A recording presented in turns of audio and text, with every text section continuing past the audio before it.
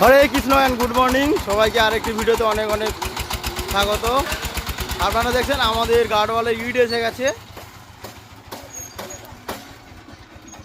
এখানে 1000 ইট আছে, এখানে 1000 আছে, আরও আসবে।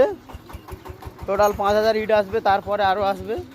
এই যে আমাদের ঢালাই হয়ে গেছে, সেই ঢালাইয়ের উপরে গাঁথা হবে।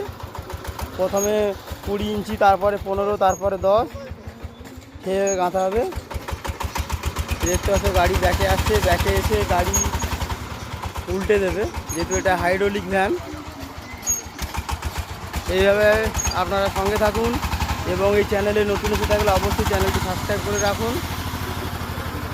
আমাদের গ্রাম সভাপতি মাননীয় সমরেশ প্রধান এবং নিশিকান্ত সামল মহাশয় ও গদাধর শীল মহাশয় উপস্থিত, সঙ্গে আমি আছি।